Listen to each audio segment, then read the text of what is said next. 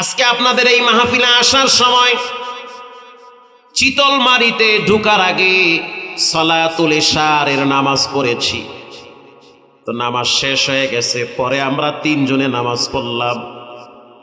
তো সেখানে একজন ব্যক্তিকে দেখছি বসে বসে তসবিহ পড়তেছে, সুবহানাল্লাহ, আলহামদুলিল্লাহ, লা ইলাহা ইল্লাল্লাহ। বয়সের ভারে দুর্বল হয়ে গেছে, চোখের পাওয়ার দুর্বল হয়ে গেছে, চোখের পিশিগুলো ঝুলে গিয়েছে, চুলগুলো সব পেকে গিয়েছে, দাড়িগুলো পেকে গিয়েছে। নামাজ শেষ হওয়ার পরে মুরব্বী দেখলাম দৌড়ে আইসা কোনার থেকে মুসাফা করলো আর বলল, হুজুর আজকে আমাদের বাসার মেহমান হয়ে যান। আমরা বললাম না, যেতে হবে অন্য জায়গায়। চোখের পানি ছেড়ে দিয়ে বলল, শুধু একটা দোয়া চাই, আল্লাহ যেন ঈমান আর তাকওয়া দান করে, আর মরার টাইমে যেন আল্লাহরে খুশি বানাইয়া মরতে পারি। এরপরে দেখলাম কোনায় বসে বসে কোরআন শরীফটা খুইলা অজরে কানতেছে আর তেলাওয়াত করে। তার তেলাওয়াত শুনে আমার চোখে পানি চলে আসলো। তখন ভাবলাম, বুঝলাম, মাইয়ুরিদিল্লাহু বিহি খায়রান ইউফাক্কিহু ফিদ্দীন। আল্লাহ যাকে ভালোবাসে তাকে দ্বীনের বুঝ দান করে। আল্লাহ যাকে পছন্দ করে তাকে চায়ের দোকান থেকে টাইনা মসজিদে দাঁড় করায়া দেয়। আল্লাহ যাকে ভালোবাসে বৃদ্ধ বয়সে হলেও তাকে হেদায়েত দান করে। বলেন, হেদায়েতের মালিক কে? নীরবে সে আল্লাহর দরবারে এখন প্রেমে মগ্ন হয়ে গেছে, আল্লাহর ভালোবাসায় সে জর্জরিত হয়ে গেছে। চোখ দিয়া কবরের দৃশ্য দেখে, চোখ দিয়া মালাকুল মউতের অবস্থান বুঝতে পায়, কারণ বৃদ্ধ হয়ে গেছে, কবরের যাত্রী হয়ে গেছে। আল্লাহ রাব্বুল আলামিন বলেন, হে নবী, রিজিকের কোনো টেনশন নাই, আপনি আপনার পরিবারকে নামাজের কথা বলেন। আল্লাহর কাছে সবচেয়ে প্রিয় আমল হলো টাইম টু টাইম নামাজ আদায় করা। নবী করিম সাল্লাল্লাহু আলাইহি ওয়াসাল্লাম তবুকের ময়দানে যুদ্ধের কাফেলা নিয়ে রওনা হইছে। দীর্ঘ পথ পাড়ি দেওয়ার পর একটা জায়গায় গিয়ে সাহাবায়ে কেরাম মুজাহিদরা ক্লান্ত হয়ে গেছে। আল্লাহর হাবিব বলল, তাঁবুটা না দাও, আজকের রাতটা আমরা এখানে অবস্থান করব, কালকে আমরা আবার আমাদের গন্তব্যে রওনা হব। কিন্তু এই যে সাহাবীরা ঘুমিয়ে যাবে, পাহারাদারের দায়িত্ব কাকে দেওয়া যায়? দুইজন সাহাবী হাত তুলল, হুজুর আমরা সারা রাত জেগে জেগে মুজাহিদদেরকে পাহারা দিব। আল্লাহু আকবার। সবাই ঘুমিয়ে যাবে, আমরা পাহারা দিব। একজনের নাম হলো সাদ বিন আবি ওয়াক্কাস রাদিয়াল্লাহু তাআলা আনহু, আর একজনের নাম হলো মুআজ ইবনে জাবাল। এই দুইজন দৃঢ় প্রতিজ্ঞাবদ্ধ হয়েছে, আমরা মুজাহিদদেরকে পাহারা দিব, কোন দুশমন যেন মুজাহিদদের উপরে আক্রমণ করতে না পারে। এখানে যারা বসা আছেন প্রত্যেকটি মুজাহিদ হতে হবে, দ্বীনের পাহারাদারি হওয়া লাগবে। কোরআনের উপর, ইসলামের উপর, মানবতার উপর, দেশের উপরে কোন বেঈমান যদি হাত তুলে একত্রিত হয়ে মুজাহিদদের ভূমিকায় অবতীর্ণ হয়ে হাত ভেঙে দিতে হবে। আল্লাহর দ্বীনের সৈনিক হওয়া লাগবে, ইনশাআল্লাহ বলেন। দুইজন সাহাবী সিদ্ধান্ত নিল পাহারা দিব। সাদ বিন আবি ওয়াক্কাস রাদিয়াল্লাহু তাআলা আনহু বলেন, মুআজ ইবনে জাবাল, তুমি ঘুমিয়ে যাও, তোমার বয়স কম, তুমি তো যুবক মানুষ, তোমার চেয়ে আমার একটু বয়স বেশি, আমার ঘুম কম আছে। দুইজনই যদি পাহারা দেই, দুইজনের চোখে ঘুম চলে আসবে। একজন ঘুমাও, আর একজন পাহারা দাও। সাদ বিন আবি ওয়াক্কাস তিনি চিন্তা করলো, চুপচাপ থাইকা লাভ কি, তার চেয়ে নামাজে দাঁড়ায়া যায়। আল্লাহু আকবার। নামাজে দাঁড়ায়া যায়। আর আমরা হইলে কি করতাম? বিড়ি একটা ধরা, সময় কাটে না, মোবাইলটা বাইর করে টেপ। সাদ বিন আবি ওয়াক্কাস রাদিয়াল্লাহু তাআলা আনহু বলল, আমি নামাজে দাঁড়ায় গেলাম, কারণ সময়টা আমি চিন্তা করলাম নামাজে কাটায় দেই। যখন মুমিন নামাজে দাঁড়ায় তখন রব্বুল আলামিন মুমিনের দিকে কুদরতি দৃষ্টি দেয়। আল্লাহ পাক দেখে বান্দা কেমনে নামাজ পড়ে। শুধু তাই না, মুমিনের প্রত্যেকটা সূরার তেলাওয়াতের শব্দের আয়াতে আয়াতে একজন জবাব দেয়, তিনি হলেন কে? জবাব দেয়। সাদ বিন আবি ওয়াক্কাস রাদিয়াল্লাহু তাআলা আনহু নামাজে দাঁড়ায় গেল। রোমান সৈন্যরা, তাদের সৈন্যবাহিনীরা দূর থেকে দেখলো যে রাসূলুল্লাহর সাহাবী পাহারাদার নামাজে দাঁড়ায় আছে। সুযোগ যায়, এই ফাঁকে আমরা তীর মারব। প্রথম তীরটা যখন মারল, তীরটা আইসা পিঠের উপরে বিদ্ধ হয়েছে। আবার তীর মারছে, আবার পিঠের উপরে বিদ্ধ হয়েছে। রক্ত বায়া বায়া পড়ে, তখনো পর্যন্ত নামাজ ছাড়ে নাই। আর তখনো পর্যন্ত উজুর মাসআলা ক্লিয়ার হয় নাই যে রক্ত বায়া পড়লে উজু নষ্ট হয়ে যাবে, এই বিধান তখনো চালু হয় নাই। সাদ বিন আবি ওয়াক্কাস রাদিয়াল্লাহু তাআলা আনহু লম্বা টাইম দাঁড়ায় আছে। এক একটা তীর আইসা তার পিঠের উপরে বিদ্ধ হয়, তার কোনো খবর নাই। সে তো রবের প্রেমে হাবুডুবু খায়। সে নামাজে দাঁড়ায় সূরা মুলুক তেলাওয়াত শুরু করল। তাবারাকাল্লাযী বিয়াদিহিল মুলক ওয়া হুয়া আলা কুল্লি শাইইন কাদির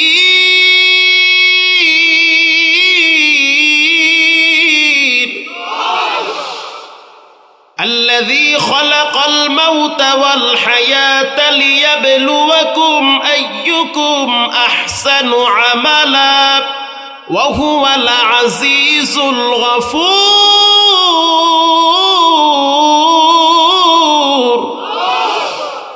চমৎকার কণ্ঠে সাহাবী তেলাওয়াত করে। আরে ভাই, ওই সময় তো কোরআন নাজিল হওয়ার যুগ ছিল। যেই সময় হযরত জিবরাইল দুনিয়ায় আগমন করত, ওটা তো সেই যুগ। যেই সময় ফেরেশতারা সাহাবায়ে কেরামদেরকে সাহায্য করত, তারা চোখ দিয়া দেখত, এটা তো সেই যুগ ছিল। খায়রুল কুরুনি করনি, এটা তো শ্রেষ্ঠ যুগ ছিল। যেই যুগে নবী দেখা যায়, যেই যুগে সাহাবী দেখা যায়, ওই যুগটা হলো শ্রেষ্ঠ যুগ। সাদ বিন আবি ওয়াক্কাস দাঁড়ায় দাঁড়ায় তেলাওয়াত করে। তীর আইসা যখন শরীরের ভিতরে একের পর এক বিদ্ধ হয়, কিন্তু নামাজ ছাড়ে না। আহ, কি মজার নামাজ রে! সাদ বিন আবি ওয়াক্কাস চিন্তা করলো, আমি যদি এখন লম্বা টাইম নামাজে দাঁড়ায় থাকি, তো হতে পারে রক্ত পড়তে পড়তে আমি দুর্বল হয়ে যেতে পারি। এখন আমার উচিত দ্রুত নামাজটা শেষ করা, তা না হলে আমি যদি দুর্বল হয়ে যাই, আল্লাহ না করুক আমি যদি এখানে অজ্ঞান হয়ে যাই, দুশমনরা আইসা অতর্কিত হামলা করবে। সাদ বিন আবি ওয়াক্কাস যখন সূরা মুলুক শেষ করল, এরপরে সূরাটা শুরু করল। নুন ওয়াল কলবি ওয়া মা ইয়াসতুরুন মা আনতা বিনি'মাতি রাব্বিকা বিমাজনুন। এই সূরাও শেষ হয়ে গেল প্রথম রাকাতে, যখন আল হাক্কাতু মাল হাক্কা ওয়া মা আদরাকা মাল হাক্কা। কি মজার পড়া, কি চমৎকার পড়া! পৃথিবীর ভিতরে সবচেয়ে মজার পড়ার নাম হলো কোরআনের পড়া। গত রমজানে দেখছি বাইতুল্লাহ শরীফে ইমাম সাহেব তেলাওয়াত করতেছে, শায়েখ ইয়াসিদ দুসারি। আহা, ইয়াসিদ দুসারি যখন তেলাওয়াত করে, 30 লক্ষ মুসল্লি তার পিছনে দাঁড়ায়া দাঁড়ায়া বাচ্চাদের মতো কান্নায় ভেঙ্গে পড়ে। আমার চোখ দিয়া দেখা, আল্লাহর কোরআন মনে হইতে আছে সবে মাত্র নাজিল হয়। সাদ বিন আবি ওয়াক্কাস দ্রুত তিনি নামাজ শেষ করে দিল। নামাজ শেষ করার আগেই এই রক্ত বায়া বায়া বায়া বায়া মুআজ ইবনে জাবালের কানের গোড়ায় স্পর্শ করেছে। মুআজ ইবনে জাবাল বুঝতে পারল যে কে যেন তার কানে পানি ঢালছে। চোখ খুলে তাকায় দেখছে পানি না, দুশমনদের তীর নিক্ষেপের কারণে সাদ বিন আবি ওয়াক্কাসের শরীরের রক্ত বায়া পড়ে। আল্লাহু আকবার। মুআজ ইবনে জাবাল বলেন, সাদ বিন আবি ওয়াক্কাস, আপনি নামাজ কেন ছেড়ে দিলেন না তাড়াতাড়ি? সাদ বিন আবি ওয়াক্কাস বলে, যখন আমি নামাজে দাঁড়ায়াছিলাম তখন দুনিয়ার কোনো খেয়াল আমার ছিল না। তখন মনে হইতে আছে আমি রবের ভালোবাসায় হাবুডুবু খাইতেছি, আল্লাহর প্রেমের সম্পদের ভিতরে আমার জীবন অতিবাহিত হচ্ছে। আল্লাহু আকবার বলে। সাদ বিন আবি ওয়াক্কাসের নামাজ এমন ছিল, এই যুগের বাচ্চারা আইসক্রিম খাইতে যেমন মজা পাইতো, ওই যুগের সাহাবীরা নামাজে দাঁড়াইয়া কোরআন তেলাওয়াত করতে তার চেয়ে বেশি মজা পাইতো। আর এখন এমন নামাজ, ওরে সুবহানাল্লাহ, নামাজের ভিতরে মশায় কামড় দিলে লাফ দিয়ে ওঠে, সেজদায় যাওয়ার আগে 3 বার ফু মারে, না জানি সেজদার ধুলাবালু আমার কপালে লাগে। কথা কার না কার? যদি ধুলাবালু কপালে কিছু লাগিয়েই যায়, নামাজের ভিতরেই হাত দিয়ে মোছা শুরু করে, আমার জীবন শেষ। এটাও ঠিক না। ধুলাবালু একটু লাগছে কপালে তো কি হয়েছে, এটা তো ভালো, খারাপ না। সেজদার ধুলাবালু লাগা তো খারাপ কিছু না, লাগছে লাগছে, সমস্যা কি? এটা হাত দিয়ে সরাইয়া একদম আপনাকে স্মার্ট থাকতে হবে, এটা ঠিক না। জীবন চলার পথে কত ধুলাবালু, কত কাদা আপনার দেহে লাগে, তখন তো আপনি এতটা চৌকান্ন থাকেন না, এতটা সচেতন থাকেন না। চলতেছে জীবন, নামাজের বেলা এত হিসাব নিকাশ কেন করে? আবার কিছু মানুষ আছে মরার ডরে নামাজ পড়ে, নামাজের কোনো খবর নাই, যখনই ভূমিকম্পে ঠেলা মারে, ঘর দরজা লড়ে, তখনই জোতা মতা ফালাইয়া মসজিদে দৌড় মারে। গত কয়েক মাস আগের কথা, গত বছরের কথা, ঢাকার থেকে আমি কক্সবাজারে একটা মাহফিলে যাচ্ছি বিমানে। তো অনেক আলেম ওলামা, ওখানে আমার পাশের সিটে ছিল মাওলানা খোরশেদ আলম কাসিমি সাহেব। তো উনি তো খুব মজার মানুষ, 2 বছর জেল খাটছে, কারা নির্যাতিত আলেমে দ্বীন আল্লামা খোরশেদ আলম কাসিমি সাহেব। তো তিনিও বসা আমার পাশে। তো বিমানের ভিতরে যারা উঠছে তারা তো ম্যাক্সিমাম কক্সবাজারে গিয়া একটু ভ্রমণ করবে, ঘোরাঘুরি করবে। তরুণ তরুণী, যুবক যুবতী বিমানে উঠা বিমানটারে বানাইছে বিয়ার ঘর। কেউ মোবাইল নিয়ে ছবি তোলায় ব্যস্ত, কেউ ভিডিও কলে বলতে আছে, আব্বু আমি কিন্তু বিমানে আছি, দোয়া কইরো, টাটা। আছে না নাই? মানে এক একজনই এক এক তালে আছে, হই হুল্লা চিল্লা চিল্লি, পুরো বিমান মাথায় লইছে, খুব আনন্দ, মানে এক একজনই খুব এনজয় করতেছে। তো ওই দিন একটু কুয়াশার ভাব ছিল, জানুয়ারি মাসে। তো বিমান যখন স্টার্ট দিয়ে উপরে উঠছে, ওঠার পরে এখন দেখি বিমান সামনে বেশি আগাইতে আছে। বিমান ক্রু যিনি পাইলট অথবা যারা ভিতরের কর্মকর্তা, তারা বলতে আছে যে আপনারা সিট বেল্ট গুলা শক্ত কইরা বাঁধেন, সামনে কিন্তু কুয়াশায় দেখতে আসি না। এটা কর পরে কি রুহুতে পানি থাহে? কথা কর না কা? অবস্থা খুব সিরিয়াস হয়ে গেছে। এরপরে বলতে আছে যে যেই ধর্মের সে দোয়া কালাম ওইভাবে পড়ে। তা চিন্তা করলাম মরা বুঝি একদম নাহের দ্বারে আইছে, এইবার আর উপায় নেই, কারণ বিমানের দুর্ঘটনা মানি লাশে খুঁজে পাওয়া যায় না, পুরে কয়লা হয়ে থাকে। যখনই বলল যে অবস্থা খুব খারাপ, সিট বেল্ট শক্ত করে বাঁধেন, আমরা দেখতেছি না সামনে, সংবাদ না পাওয়া পর্যন্ত, অর্ডার না আসা পর্যন্ত আমরা পিছনেও যাব না, সামনেও যাব না, বিমান এখানে ঘুরবে। এটা বলার সাথে সাথে দেখলাম কারো চেহারায় হাসি নাই, সব অন্ধকার হয়ে গেছে। পাশের কয়েকজন যুবক আমারে বলতেছে, হুজুর পশ্চিমটা কোন দিকে যেন? কি খুঁজতেছে? আসতে বলবেন না, জোরে বলেন। পশ্চিমে কি? কাবা। পশ্চিম দিকে ফিরে মানুষ কি করে? নামাজ পড়ে। এখন তারা বলতেছে হুজুর পশ্চিম কোন দিকে? আমি কেন? মরার নামাজটা পড়া দরকার না হুজুর, মরার নামাজ পড়বে। তো জোহরের নামাজ পড়ছেন? পড়ি নাই। ফজর ঘুম দিয়ে উঠছি 11টায়। মাশাআল্লাহ। এখন নামাজ খোঁজেন, এই যে কইতে আছে বিমান দুর্ঘটনা নাকি আমরা মইরা যাবো গা, আল্লাহর ডরে নামাজ পড়ার দরকার না? মরার সময় তো নামাজটা লইয়েই কবরে যাইতে হইবে। এরে কয়ে মরার ডরের নামাজ। ঢাকার থেকে লঞ্চে বরিশাল যাচ্ছি, তো লঞ্চে উইটা দেখলাম কিছু মানুষ বয়ে বয়ে টাস খেলায়, আবার কেউ রে দেখি বয়ে বয়ে টিভি দেখে। তো লঞ্চে তো কয়েক হাজার যাত্রী, তো কয়জনে আর নামাজ পড়ে বলে? 200-400 জন, অত হবে না, 200-100 লোক নামাজ পড়ে উপরে। তো একজনে বলতে আছে, এই মুরব্বীরা আপনারা চলেন উপরে গিয়ে নামাজ পড়ি। যার নমাজ হেদ দারে, যার কবর হেদ দারে, যার চিন্তা হে করো। খারাপ না, ভালোই কইছেন, ঠিকই আছে, জায়গা আমরা, তোমারটা তুমি বুঝবা, আমার কি। নামাজ কালাম শেষ, লঞ্চ যখন চাঁদপুর মোহনায় গেছে, মোহনায় গেলে যে কোনো লঞ্চের কোদাকুদি শুরু হয়ে যায়। কথা কি বুঝতেছেন? মানে লঞ্চের চুকা নেমে যে আছে হে তাল পায় না যে কোন দিকে যাবো আমি, তুফানে এত জোরে বাড়ি মারে ওই জায়গায়। এখন ওখানে যখন গেল লঞ্চ খালি হেলতেছে দুলতেছে, তা আমি তো কেবিনে, আমি চিন্তা করলাম কি ও ফ্যান এরম লড়েকা, জক টক যা আছে দেখলাম অর্ধেক ফইরা গেছে। আমি চিন্তা কাম তো সারছে, এবার কি না ভিতরে কেবিনের ভিতরে কি জিনি ঢুকলো নাকি, দোয়া কালাম যা আছে পড়ছি, কিন্তু দোয়া কালাম প্যাঁচ লাগিয়ে যায় এখানে। কারণ যখন মরার টাইম হয়, বিপদ যখন নাহের দাঁড়ায়, তখন কি দোয়া কালামও অনেকে ভুলে যায়। যারা পারে তারা ভুলে যায়, যারা পারে না তো হুশি নেই। এরপরে দেখলাম কয়েকজন ওই টাসখালেন না পাটি লম্বা তসবি আর সিরা টুফি মাথায় দিয়ে উপরে উঠছে।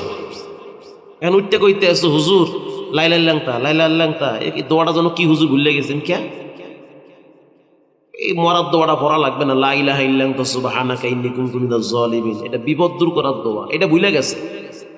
আর একজনে ফট করে আইয়া কইতেছে হুজুর এখন লঞ্চ তো এইদিকে আছে তাই না, আমি কি হ তো পশ্চিমটা কোন দিকে হইতে পারে, এই তাহাজ্জুদ বুঝার কই আসলে এত। এখন নামাজ খুঁজতেছেন, পশ্চিম খুঁজতেছেন, কারণ কি? কারণ যেই কায়দায় তুফানে বাড়ি মারতে আছে, মরা তো লাগবে, লাশও খুঁজে পাওয়া যাবে না, কুমিরের ফেটে যাইবে, তো মরার আগে তো নামাজ পড়া দরকার। এডিরে কয় মরার নামাজ। বলেন এই নামাজ দিয়ে কি কবর, হাসর, মিজান, পুলসিরাত পাড়ি দেওয়া যাবে? যাবে না। আল্লাহর ডরে নামাজ পড়া লাগবে। নামাজের ভিতরে বাহিরে কিছু নিয়ম কানুন আছে না নাই? আছে। যেমন বাহিরে ভিতরে 13 ফরজ, এগুলো জানা দরকার। নামাজ ভঙ্গের কারণ 19টা, জানা দরকার। নামাজে অশুদ্ধ পড়া, এটা জানা দরকার। আল্লাহর রাসূল বলেন আল্লাহর কাছে সবচেয়ে প্রিয় আমল হলো আসসালাতু আলা ওয়াক্তিহা, টাইম টু টাইম যে নামাজ আদায় করে, এটাই হলো রবের কাছে সবচেয়ে প্রিয়। অন্য এক হাদিসে আল্লাহর নবী বলেন মান গাদা ইলাল মসজিদ আও রাহা আ'আদ্দাল্লাহু লাহু নুজুলাহু মিনাল জান্নাহ কুল্লামা গাদা আও রাহা। কেউ যদি সকালে আর সন্ধ্যায় মসজিদে যায়, কেউ যদি সকালবেলা মানে ফজরের টাইমে মসজিদে যায়, কেউ যদি এশারের টাইমে মসজিদে গিয়া হাজিরা দেয়, আল্লাহর রাসূল বলেন সে যেন অপেক্ষায় থাকে তার মালিক, তার রব, তার স্রষ্টা তার জন্য জান্নাতে দস্তারখানা বিছাইয়া মেহমানদারি করাবে। আরো জোরে বলেন সুবহানাল্লাহ। যেই ইবাদতে কষ্ট বেশি, ওটার ভিতরে সওয়াব কম না বেশি? হজ কষ্টের কাজ, টাকাও ব্যয় হয়, ঘামও ঝরে, দৌড়ান লাগে, কষ্ট করা লাগে, পানির পিপাসা এটা অনুভব করা যায়। আরাফার ময়দানে রোদের তাপ বেশি থাকে। আল্লাহর রাসূল বলেন মান সাল্লাল বারদাইনা দাখালাল জান্নাহ। কেউ যদি শীতের ভিতরে 2 ঠান্ডার নামাজ পড়ে, তার মানে কেউ যদি ফজরের নামাজ আর এশারের নামাজ মসজিদে গিয়ে আদায় করে, আল্লাহর রাসূল বলেন সে যেন অপেক্ষায় থাকে তার মৃত্যু হতে দেরি, তার জন্য জান্নাতের গেট খুলতে দেরি হবে না। তাহলে বুঝেন এশারের নামাজ আর ফজরের নামাজের কি মূল্য। অথচ ফজরের নামাজের টাইমে মসজিদগুলা বেশি ফাঁকা থাকে, ফজরের টাইমে মসজিদে মুসল্লি নাই, অথচ ফজরের টাইমে আসমান থেকে রেজেক বন্টন হয়। ফজরের বাতাস মুমিনের শরীরে লাগে, মুনাফিকের দেহে ফজরের বাতাস লাগে না। ফজরের সময় যেই পিওর বাতাস, ওটা মুমিনদের দেহে লাগে, মুনাফিকদের দেহে লাগে না। রাসূলুল্লাহর যুগেও মুনাফিকদের জন্য ফজরের নামাজ পড়াটা অনেক কষ্ট ছিল। মুনাফিকরা এশারের নামাজ পড়তে চাইতো না, ঘরে বৈশা পড়তো, কষ্ট হইতো মসজিদে যাইতে।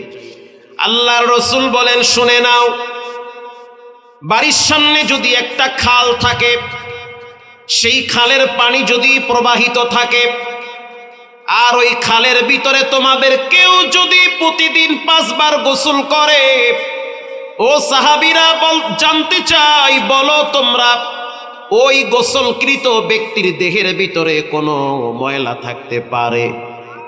5 বার গোসল করলে যেমন কোনো ময়লা থাকে না, ঠিক তেমনি ভাবে কেউ যদি আল্লাহকে খুশি করার জন্য 5 ওয়াক্ত নামাজ আদায় করে, রাসূল বলেন তার ঈমানের ভিতরে কোনো ময়লার পাপাচার থাকে না। ময়লা আল্লাহ পরিষ্কার করে দেয় যারা নামাজ পড়ে। নামাজ পড়বেন তো ইনশাআল্লাহ, কখনোই নামাজের ব্যাপারে অলসতামি করবেন না। প্রিয় ভাইয়েরা আমার, এরপরে আল্লাহর রাসূল বলেন বিররুল ওয়ালিদাইন, আল্লাহর কাছে সবচেয়ে প্রিয় হলো মা বাবার সন্তুষ্টি অর্জন করা।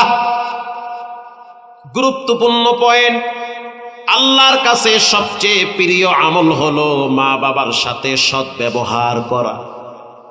জীবনে যদি শান্তি পাইতে চান তাহলে কখনোই মা বাবার সাথে বেয়াদবি করা যাবে না। মা বাবা যদি আপনার আচরণের দ্বারা কষ্ট পায়, লিখে রাখেন মৃত্যুর টাইমে জবানে কালেমা আসবে না। 40 বারও যদি হজ করেন আর আপনার আচরণের দ্বারা যদি মা বাবা কষ্ট পায়, উমরাও কবুল হবে না, মরার পরে জান্নাতে যাওয়া কঠিন হয়ে যাবে। আল্লাহর রাসূল বলেছেন আল জান্নাতু তাহতা আকদামিল উম্মাহাত, মায়ের পায়ের নিচে জান্নাত একজন রেখে দিয়েছেন, তিনি হলেন কে? কোরআনের ভিন্ন এক আয়াতে রব্বুল আলামিন বলেন ইম্মা ইয়াবলুগান্না ইনদাকাল কিবারা আহাদুহুমা আও কিলাহুমা ফালা তাকুল লাহুমা উফফিন ওয়ালা তানহারহুমা وَقُلْ لَهُمَا قَوْلًا كَرِيمًا।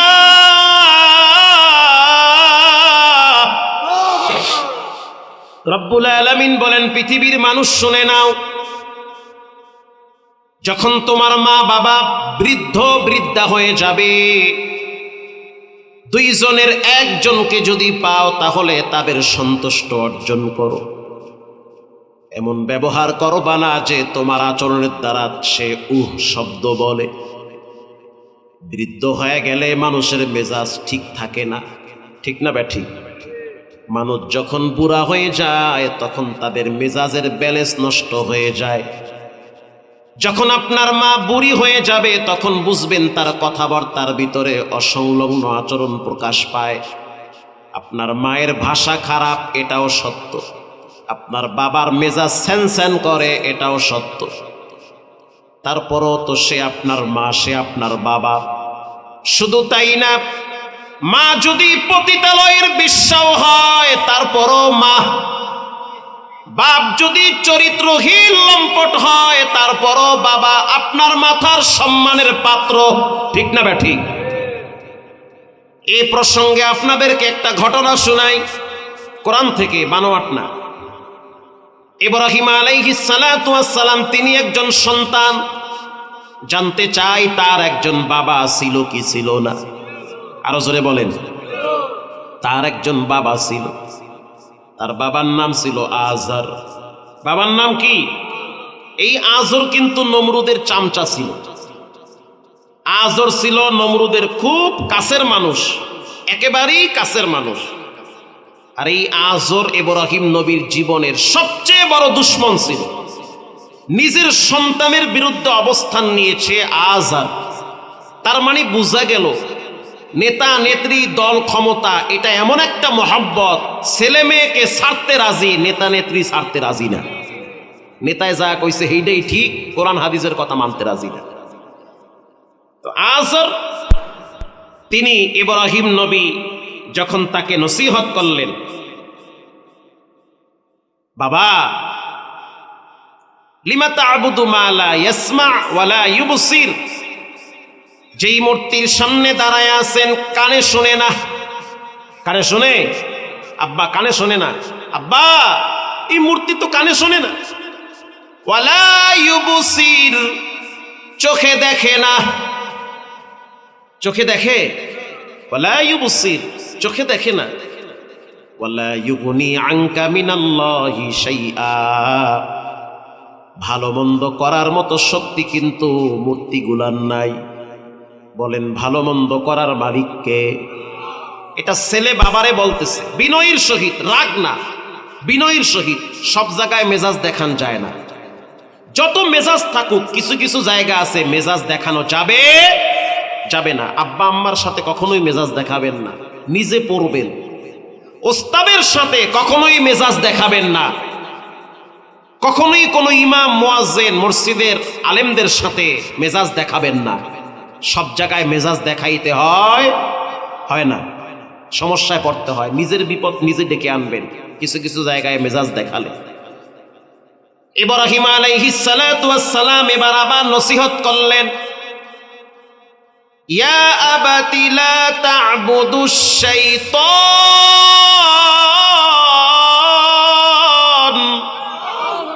ইয়া আবাতি লা তা'বুদুশ শাইতান। আব্বা, ইন্নাশ শাইতানা কানা লির-রহমানি আসিয়া। আমি স্পষ্ট দেখতে পাচ্ছি আপনি শয়তানকে অনুসরণ করতেছেন। কথা ঠিক না বেঠিক? আপনি শয়তানকে গ্রহণ করেছেন, আপনি রবকে বেজার করেছেন। এই কাজটা করিয়েন না।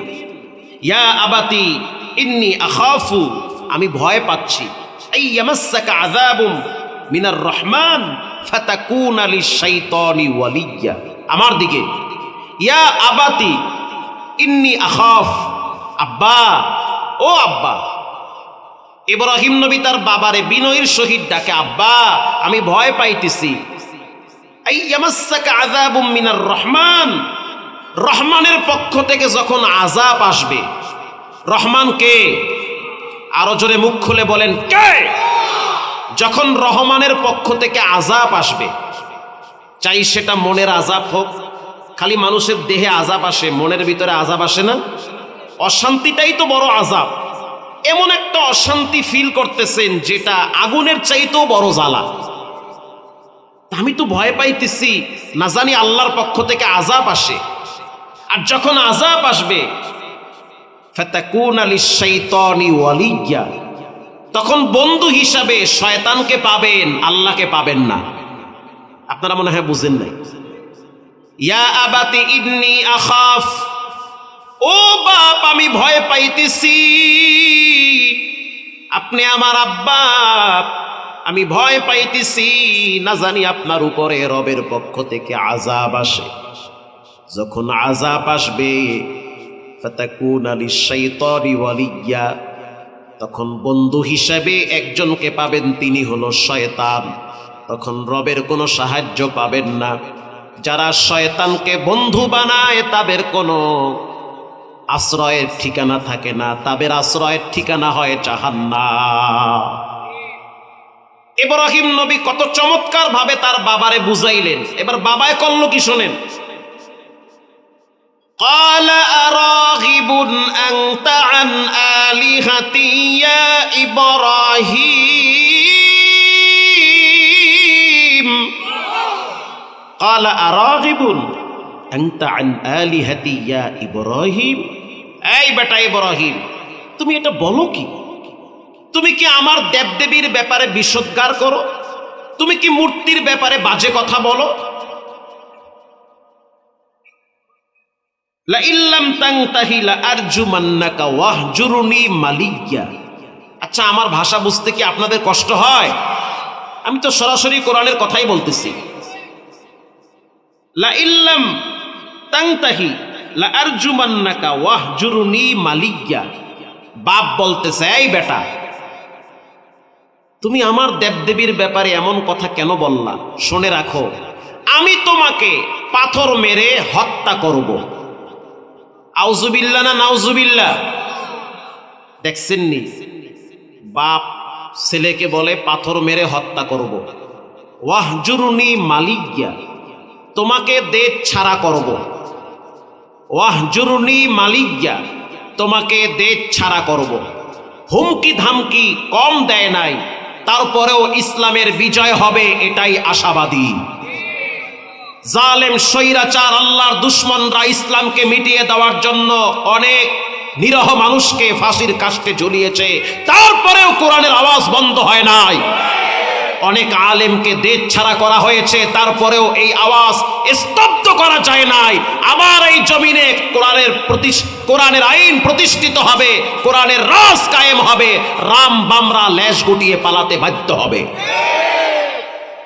ওয়াহজুরুনি মালিকিয়া, আপন বাপ বলতেছে তোমাকে দেশ ছাড়া করব, যাও তুমি দেশ থেকে।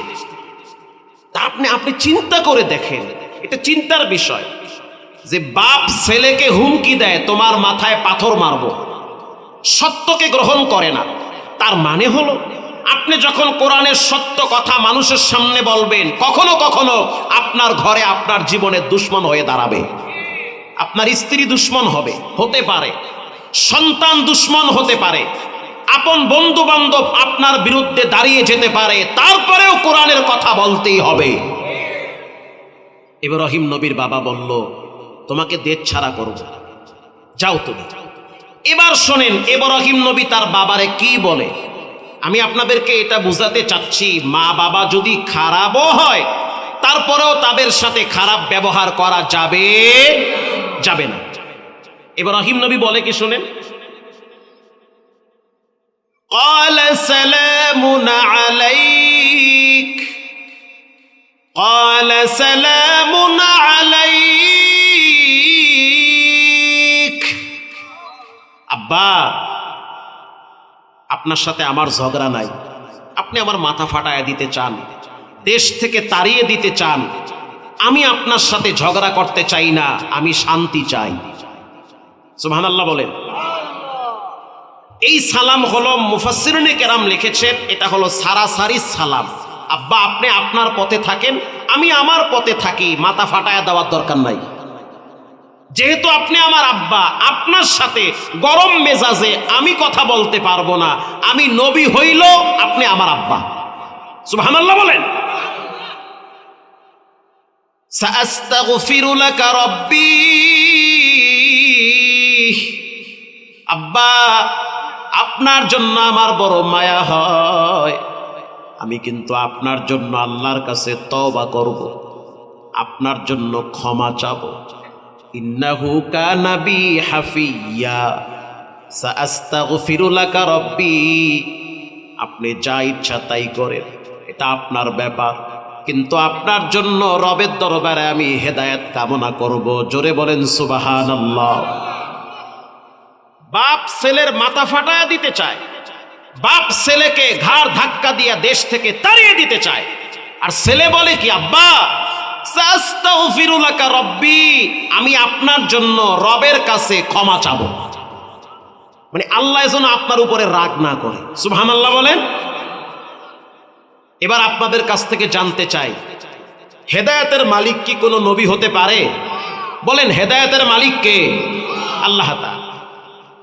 রব্বুল আলামিন ইব্রাহিম নবীর এই দোয়াটা কবুল করে নাই, কবুল করেন, কারণ রব্বুল আলামিন স্পষ্ট জানিয়ে দিয়েছেন ইন্নাকা লা তাহদি মান আহবাবতা ওয়ালাকিন্নাল্লাহ,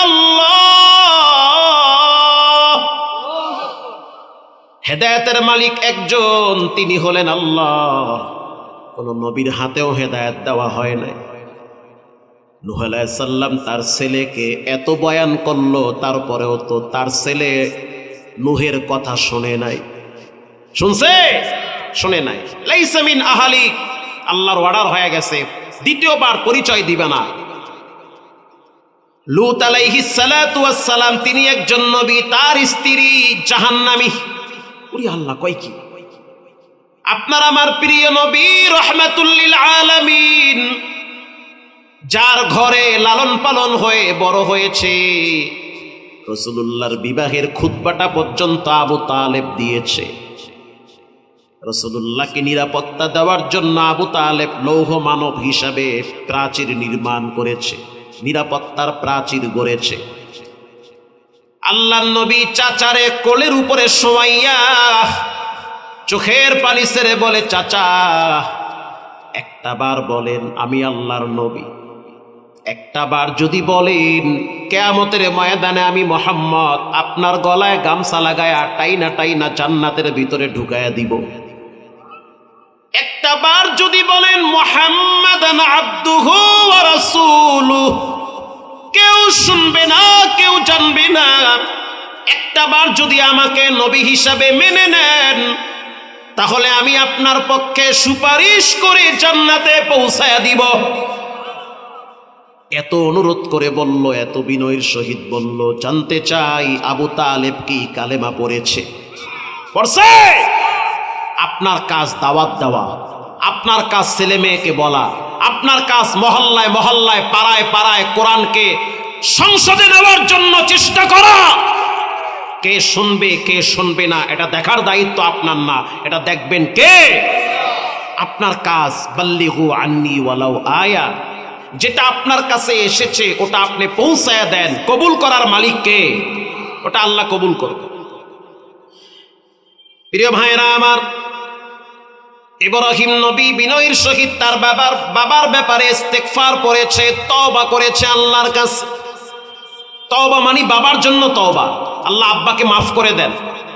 আল্লাহ বলে, ইব্রাহিম কে কার বাবা, কে কার চাচা, কে কার ভাতিজা, কে কার সন্তান, এটার পরিচয় আমি রবের কাছে চলবে না, আমার কাছে একটা পরিচয় চলবে, লা ইলাহা ইল্লাল্লাহ, লা ইলাহা ইল্লাল্লাহ। জোরে, লা ইলাহা ইল্লাল্লাহ, লা ইলাহা ইল্লাল্লাহু মুহাম্মাদুর রাসূলুল্লাহ সাল্লাল্লাহু আলাইহি ওয়াসাল্লাম। আল্লাহর রাসূল বলেন, রবের কাছে সবচেয়ে প্রিয় হলো টাইম টু টাইম নামাজ পড়া। মনে আছে? 2 নম্বরে রবের কাছে সবচেয়ে প্রিয় হলো বিররুল ওয়ালিদাইন, মা বাবার সন্তুষ্ট অর্জন করা, মা বাবার সাথে সদ্ব্যবহার করা। আল্লাহর রাসূল একদিন মুআজ ইবনে জাবালকে 10টা নসিহত করেছেন। হাদিসের পৃষ্ঠায় পৃষ্ঠায় সেই ঘটনা আছে। আল্লাহর নবী বলেন, ও মুআজ ইবনে জাবাল, যাও, তোমাকে আমি অমুক এলাকার গভর্নর বানায় দিলাম, হয়তো তুমি মদিনায় আসার পরে আমাকে আর দেখতে পাবে না। মুআজ ইবনে জাবাল কান্নায় ভেঙ্গে পড়লেন, ওগো আল্লাহর হাবিব, আমি আপনাকে দেখব না, তার মানে হয়তো আপনার সাথে আমার এটাই বুঝি শেষ দেখা।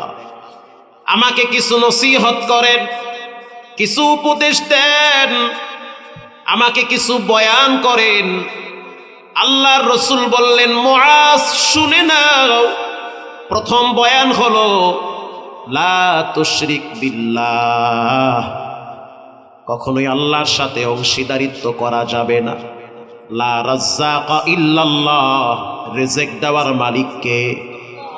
লা মা'বুদা ইল্লাল্লাহ, লা খালিকা ইল্লাল্লাহ, হায়াতের মালিক, রিজিকের মালিক, সম্মানের মালিক, ইজ্জতের মালিক, সন্তান দেওয়া নেওয়ার মালিক একজন, তিনি হলেন কে?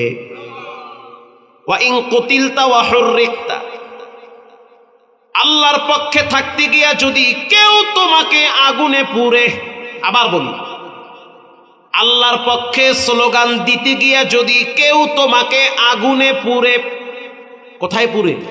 হ্যাঁ, হাদিস এরকম আসছে, কেউ যদি তোমাকে আগুনে পুড়ে, তারপরেও তুমি বলবা আমার রব একজন, তিনি হলেন কে? কত শক্ত কথা। যদি তোমাকে আগুনেও পুরা হয়, তারপরও তুমি বলবে আমার রব একজন। লাট, উজ্জা, দাদা বাবা খাজা, কেবলা খাবা, কেউ আমার রব হওয়ার যোগ্যতা রাখে না।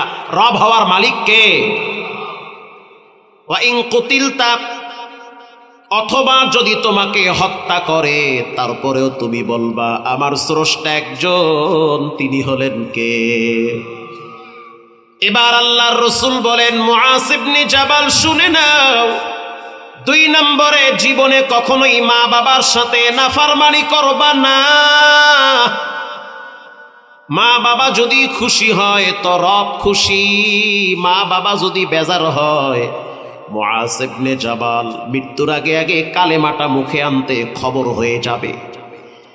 চিন্তা করে দেখছেন, জান্নাত জাহান্নাম ডিপেন্ড করে আপনার মা বাবার উপরে। মা বাবার সাথে সৎ ব্যবহার করবেন, মরার টাইমে মুখে কালেমা আসবে। তাদের সাথে দুর্ব্যবহার করবেন, মৃত্যুর টাইমে জবানে কালেমা আসবে না। হযরত আলী রাদিয়াল্লাহু তাআলা আনহু তার একটা অভ্যাস ছিল, তিনি রাত্রিবেলা তাওয়াফ করত। ওয়ুনুল হিকায়াতে আছে তার একটা অভ্যাস ছিল, তিনি রাত্রিবেলা তাওয়াফ করত। আর তার তাওয়াফের সাথে তার সন্তান হাসান রাদিয়াল্লাহু তাআলা আনহু থাকতো। আল্লাহু আকবার বলেন। বাপ বেটা দুইজনে মিলে তাওয়াফ করত। ঘটনাক্রমে একদিন হযরত আলী রাদিয়াল্লাহু তাআলা আনহু তাওয়াফ করার জন্য যখন তিনি প্রিপারেশন নিলেন, কানের ভিতরে একটি করুণ শুনে কান্নার আওয়াজ আসতেছে। হযরত আলী রাদিয়াল্লাহু তাআলা আনহু তার সন্তান হাসানকে বলল, বেটা, আমি একটা করুণ সুরে কান্নার আওয়াজ পাইতেছি। এই হাতিমে কাবার পাশে কে কাঁদতেছে? আমি তো কেউরে দেখতেছি না। এই কান্নার ভিতরে কষ্ট লুকিয়ে আছে রে হাসান, এই কান্নার ভিতরে কষ্ট লুকিয়ে আছে। কে কাঁদতেছে একটু ডানে বামে চোখ কান খুলে দেখো। হাসান রাদিয়াল্লাহু তাআলা আনহু তিনি হাঁটতে হাঁটতে চলে গেল মাকামে ইব্রাহিমের পাশে। গিয়া দেখলো একজন যুবক মাথায় একটা কালো চাদর মুড়া দিয়া বাইতুল্লাহর দিকে ফিরে দুই হাত তুলে অজরে চোখের অশ্রু ঝরাইতেছে আর বলতে আছে, হে কষ্ট বুঝার মালিক আল্লাহ। ও আল্লাহু আকবার, আল্লাহু আকবার। ও দিলের কষ্টের মালিক আল্লাহ, ও কাবার মালিক আল্লাহ, মুহাম্মাদুর রাসূলুল্লাহর স্রষ্টা আল্লাহ, ব্যথিত হৃদয়কে শান্ত করার মালিক আল্লাহ। আপনি তো আমার অন্তরের খবর জানেন যে আমি কি পরিমাণ জ্বলতেছি। আমার এই কষ্ট দেখানো যায় না, বোঝানো যায় না, কিন্তু ভিতরে ভিতরে জ্বলে পুড়ে আমি শেষ হচ্ছি। হাসান রাদিয়াল্লাহু তাআলা আনহু পিছনে দাঁড়ায় আছে। একটু পরে যখন তার পিঠের উপরে হাত দিল, যুবক, তোমাকে রাসূলুল্লাহর সাহাবী হযরত আলী ডাকতেছে। আল্লাহু আকবার। কে সেই আলী? রাসূল বলেন, আনা মাদিনাতুল ইলম আলিয়্যুম বাবুহা, আমি হলাম ইলমের শহর, ইলমের ঘর, আর সেই ঘরের দরওয়াজা হইল আমার জামাতা হযরত আলী। শেরে খোদা আলী, হাসান হোসাইনের আব্বা, হযরত ফাতেমাতুজ জোহরার স্বামী হযরত আলী রাদিয়াল্লাহু তাআলা আনহু, রাসূলুল্লাহর চাচতো ভাই। আল্লাহু আকবার বলেন। যুবক এবার কোনো মতে চোখের পানি মুছে গেল সামনে। হযরত আলী রাদিয়াল্লাহু তাআলা আনহু বলতে আছে, মা ইউবকিকা ইয়া শাবাব, কি হয়েছে, কেন কাঁদো? যুবক বলতেছে, নবীর সাহাবী আলী, শুনে নেন, আমি তো এমনি এমনি কাঁদি না, ভিতরে কিছু ব্যথা আছে যা কারো কাছে বলতেও পারি না, সহ্য করতে পারি না। হযরত আলী প্রশ্ন করল, তোমার নাম কি? বলে, আমার নাম হলো মানাজিল ইবনে লাহেক। কই তোমার বাড়ি? তুমি কি আরবি না আজমি? বলে, আমি হলাম আরবি, মক্কা থেকে 3 কিলোমিটার দূরে আমার বাড়ি। কেন তুমি এখানে কাঁদতেছো? এই অন্ধকার রাত, মানুষ তো ঘুমিয়ে আছে, বাইতুল্লাহে যারা খেদমত করে তারাও তো ঘুমায়, তুমি কেন ঘুমাও না? যুবকের কান্না আরো বেড়ে গিয়েছে। ওগো রাসূলুল্লাহর সাহাবী, জীবনে এমন একটা জায়গায় বেয়াদবি করছি যার কারণে আমি জ্বলে পুড়ে শেষ হয়ে যাচ্ছি, ঘুমাইতে পারি না, খাবার খাইতে গেলে খাবার আমারে ধিক্কার দেয়। হযরত আলী বলল, কার সাথে বেয়াদবি করলাম? মানাজিল ইবনে লাহেক বলেন, আলী শুনে নাও, আমি আমার আব্বার সাথে বেয়াদবি করছি। আমার মাকে আমি ছোটবেলায় হারাইছি, আমার বাবা আমারে কোলে পিঠে করে বড় বানাইছে। আমার চেহারার দিকে তাকাইয়া জীবনে কোনোদিন আমার আব্বা দ্বিতীয় বিবাহ করে নাই। আমার সুখের দিকে তাকাইয়া জীবনে কোনোদিন আমার আব্বা দ্বিতীয় কোনো নারী গ্রহণ করে নাই। কিন্তু আমি এতটাই খারাপ, দুনিয়ার রং তামাশায় আমার জীবন ধ্বংস হয়ে গেছে। আমি বন্ধু বান্ধবের আড্ডাখানায় গিয়া তাদের তালে পইরা আমি বন্ধু বান্ধবের সাথে খারাপ জগতে চলে গেছি। আমি গোপনে গোপনে মদ পান করতাম, মাতলামি কইরা ঘরে আসতাম। আমার আব্বারে দেখতাম মাটিতে বসে বসে কাঁদতো আর বলতো, সন্তান, আল্লাহর নবীর দেশ, এখানে খানায় কাবা, এই আশেপাশেই তো রাসূলুল্লাহ বড় হয়েছে, রাসূলুল্লাহর কদমের ধুলা ডানে বামে পড়ে আছে। আল্লাহু আকবার। যেই এলাকায় হযরত আলীর বিচরণ, যেই এলাকায় হযরত ওমরের বিচরণ, যেই জায়গায় হযরত আবু বকরের মতো দামি সাহাবীর কদম পড়ছি, সেই জমিনে কেমনে মদ খাও? এটা বলার সাথে সাথে আমি আমার আব্বার সাথে এমন ভাবে বেয়াদবি করতাম। আমি তো মাতাল অবস্থায় বাবার মাথায় কপালে হাত দিয়া ঘুষা মারতাম। আমার আব্বা বুঝতো যে আমি মাতাল অবস্থায় ঘুষা মারছি, বাবা রাগ করতো না। যখন নেশার ভাব কেটে যেত, তাকায়া দেখতাম আমার আব্বার কপাল ফুলে আছি। যখন আমার নেশার ঘোর কেটে যেত, তাকায়া দেখতাম আমার আব্বার গাল ফুলে আছে, লাল হয়ে আছে। আরবি মানুষ দেখতে সুন্দর, আঘাত পড়লে চেহারা লাল হয়ে যায়, কালো হয়ে যায়। আমি বলতাম, আব্বু তোমার গালে কি হয়েছে? তখন আমার আব্বাই বলতো, এই নরম হাতটা শক্ত হয়ে গেছে তোর বুঝি, এজন্য আমার গালে তুই আঘাত করলি। অথচ তোমার এই হাতের ভিতরে আমি বাপ কত যে চুমা খাইছি, আজ বুঝি তোমার এই হাত শক্ত হয়ে গেছে। তোমার এই নরম হাতের আঙ্গুল ধরে আমি বাপ রাস্তায় রাস্তায় হাঁটাইতাম, তোমার এই হাতটা ধইরা আমি খেজুর বাগানে হাঁটাইতাম, আমার খেজুর পাইরা পাইরা তোমারে খাওয়াইতাম।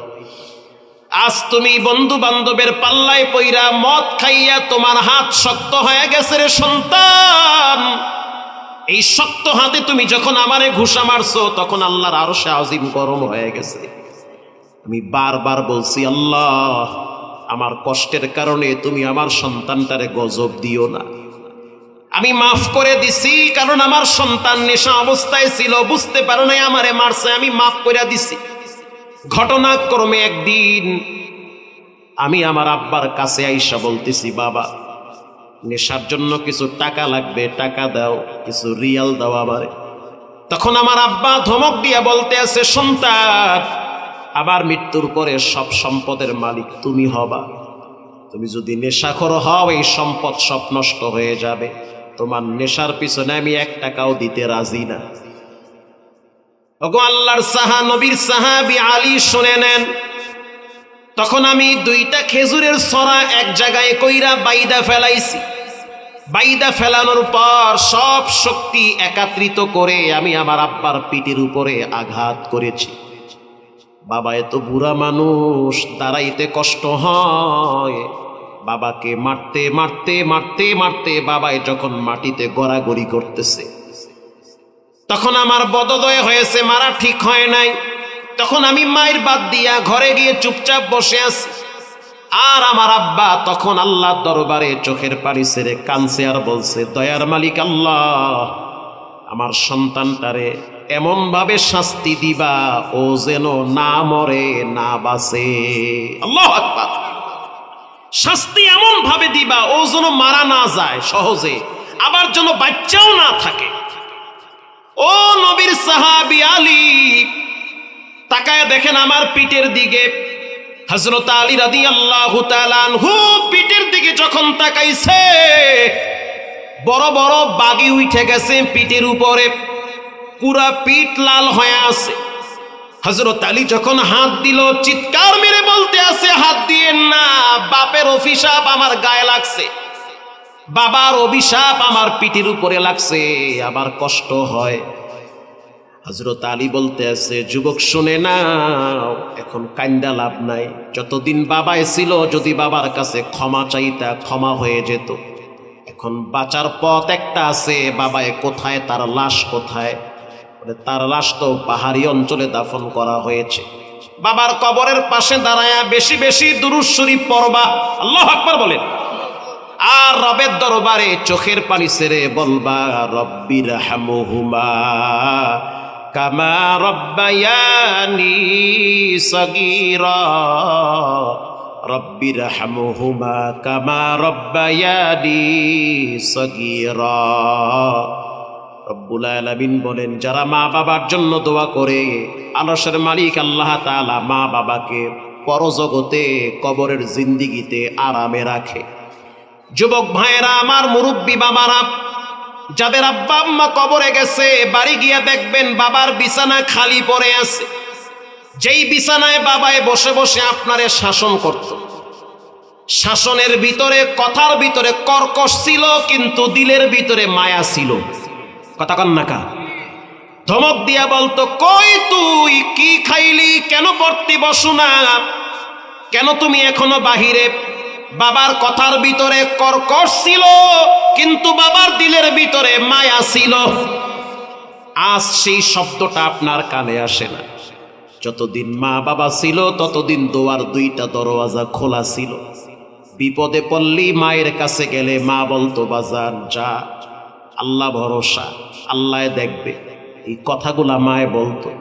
আপনারে বিদায় দিয়া মায়ে চুপচাপ থাকতো না, গোপনে যায় নামাজটা বিছাইয়া চোখের পানি ছেড়ে দিয়া বলতো, আরশের মালিক আল্লাহ, যেই সন্তান আমি পেটে রাখছি,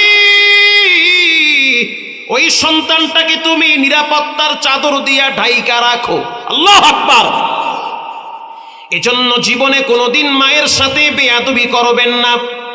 আল্লাহর রাসূল বলেন, বিররুল ওয়ালিদাইন, মায়ের সাথে ভালো ব্যবহার করলে রব খুশি হয়। মজার একটা হাদিস আপনাদেরকে শোনাই। রাসূলুল্লাহ ঘরে আয়েশা দেখলো, মা আয়েশা রাদিয়াল্লাহু তাআলা আনহু বসে বসে চিন্তাযুক্ত অবস্থায় আছে। আল্লাহর হাবিব বলল, আয়েশা কি হয়েছে? বলি, ইয়া নবী আল্লাহ, আজকে একটা মায়ের ভালোবাসা দেখছি, মায়ের ভালোবাসা আজকে আমি চোখ দিয়া দেখছি। কি দেখলা আয়েশা? আয়েশা বলতে আছে, হুজুর, একজন নারী দুইটা বাচ্চা নিয়ে সামনে দাঁড়ায় রইছে। ইন দি মিন টাইমে আমি দুইটা খেজুর আমার হাতে ছিল, এই দুইটা খেজুর আমি ওই মহিলার হাতে দিছি। যখন আমি মহিলার হাতে দিলাম, তাকায় দেখলাম মহিলাটা নিজে না খাইয়া বাচ্চার মুখে তুলে দিয়েছে। পরে বুঝলাম মহিলাটা ক্ষুধার যন্ত্রণায় কাতরাইতেছে। আবার ডাক দিয়েছি, কাছে আসো। আরো একটা খেজুর ছিল, বলে দিলাম যে এই খেজুরটা তুমি খাবা, বাচ্চারে তো দিছো, তোমার পেট ভরো, এই নাও ঝমঝমের পানি, খেয়ে যাও। আমি তাকায় দেখলাম আমার সামনে, বলল ঠিক আছে জায়গা। আমি জানলার ফাঁক দিয়া দেখছি মহিলাটা নিজের মুখে খেজুর দেয় নাই, ওই খেজুরটা বাচ্চার মুখে ঢুকাইয়া দিছে। আয়েশা রাদিয়াল্লাহু তাআলা আনহা বলে, হুজুর, আমি মায়ের ভালোবাসা দেখছি। আল্লাহর হাবিব বলতে আছে, আয়েশা। মা আয়েশা বলেন, হুজুর আপনি কেন কাঁদতেছেন? মা ইবুকিকা ইয়া নবিয়াল্লাহ, আপনার চোখের পানি পড়তেছে। আল্লাহর রাসূল বলতে আছে, আয়েশা, জন্মের পরে মাত্র কয়েকদিন আমি আমার মাকে পাইছি, এরপরে আমি আমার মাকে হারাইছি। আমিও তো একটা মায়ের পেটে দুনিয়াতে আসছি। আমার মায়ের কথা মনে পড়লে তখন আমার কলিজার ভিতরে মোচড় মারে। রাসূলুল্লাহ মাঝে মাঝে আবওয়া নামক জায়গায় মায়ের কবরের পাশে দাঁড়ায়া দাঁড়ায়া বাচ্চাদের মতো কাঁদতো আর বলতো, পৃথিবীর মানুষ শুনে নাও, আল্লাহর জান্নাত যদি পাইতে চাও, কলিজার ভিতরে শান্তি নিয়ে যদি দুনিয়ায় চলতে চাও, আল জান্নাতু তাহতা কুদামিল উম্মাহাত, মায়ের পায়ের নিচে তোমার জন্য জান্নাত রেখেছেন একজন, তিনি হলেন কে? খবরদার, কখনোই মা বাবার সাথে খারাপ ব্যবহার করা যাবে না। এজন্য আজ থেকে পাক্কা নিয়ত করে নেন, জীবনে কোনোদিন মা বাবার সাথে বেয়াদবি করব না।